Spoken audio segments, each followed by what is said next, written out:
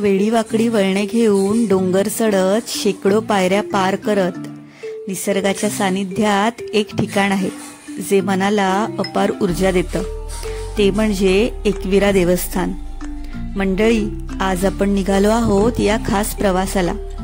आगरी कोळी लोकांची माय आणि हजारो भाविकांचं श्रद्धास्थान. कारल्याच्या डोंगर माथ्यावर बसलेलं हे मंदिर भक्तिभाव आणि निसर्ग सौंदर्याचं अनोखं मिश्रण आहे. चला तर मग या प्रवासात देवीच्या चरणी नतमस्तक होऊया.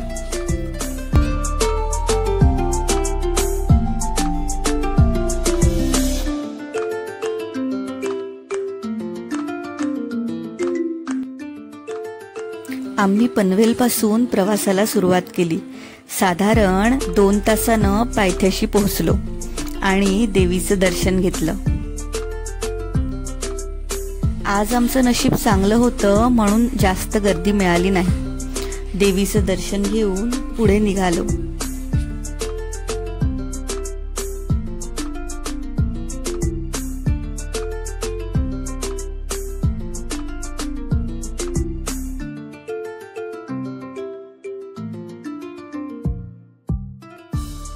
आज जास्त गर्दी नव्हती म्हणून आम्ही गाडीनं जायचं ठरवलं.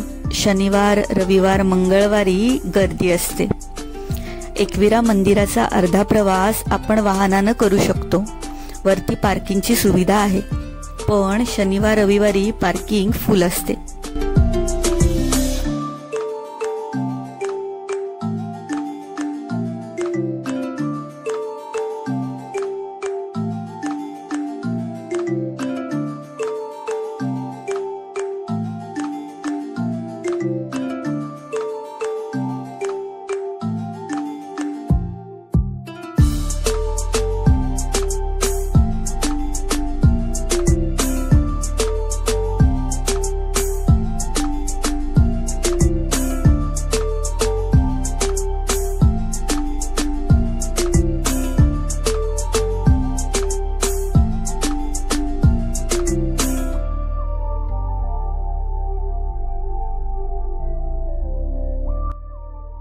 गाडी पार्क करून आम्ही पुढच्या प्रवासाला निघालो.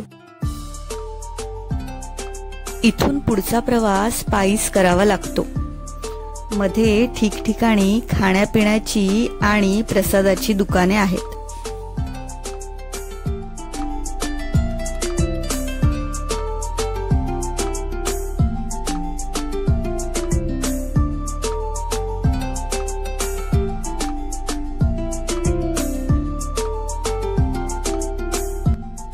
पाच पायरी पादुका मंदिरात दर्शन घेऊन पायऱ्या चढायला सुरुवात केली. ऊन खूप जास्त होतं, त्यामुळे खूप दमायला होत होतं.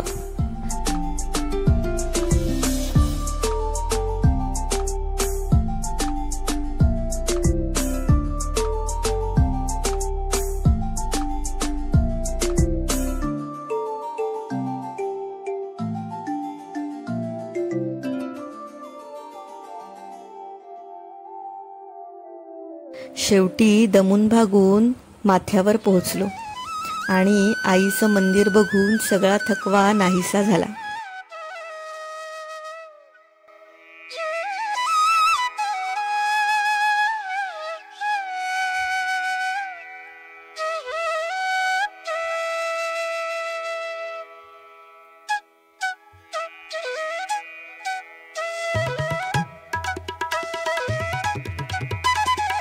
मंदिरात गेलो, आईचं दर्शन घेतलं, तिच्या पायावर डोकं ठेवलं.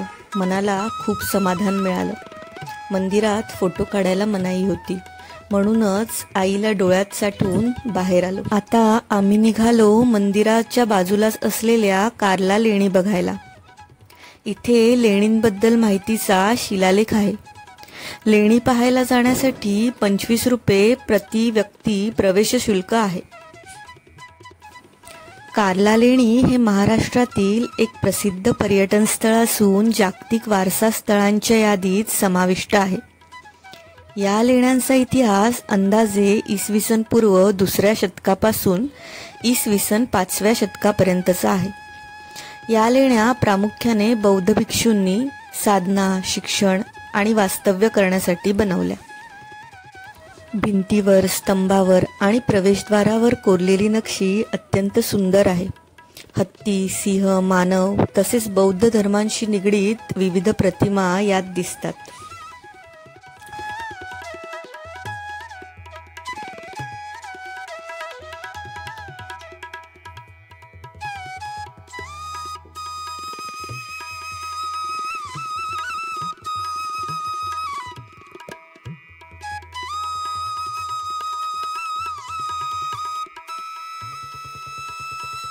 चैत्यगृहाच्या मध्यभागी मोठा स्तूप आहे, जो बौद्ध उपासनेचं मुख्य केंद्र मानलं जातं.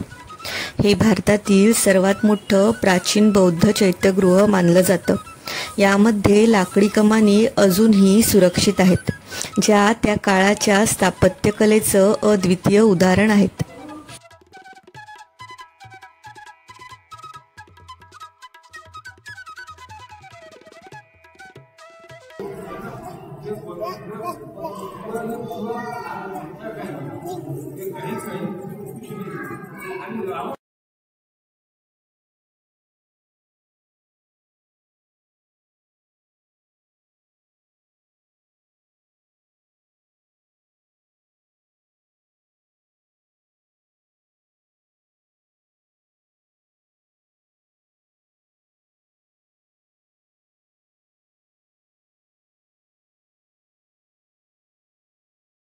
बाहेर आल्यानंतर छताला मधमाशांचे पोळे दिसतात.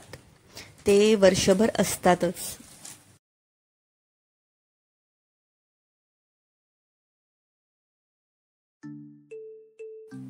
आईचं दर्शन घेऊन आणि कार्ला लेणी बघून आम्ही परतीच्या प्रवासाला निघालो. नुकत्याच नवरात्री सुरू झाल्यात. नवरात्रीमध्ये आईचा दरबार तर सजलेला असतोच. तर तुम्हाला हा व्हिडिओ कसा वाटला कमेंटमध्ये नक्की सांगा. पुन्हा भेटू अशाच एका नवीन व्हिडिओसोबत.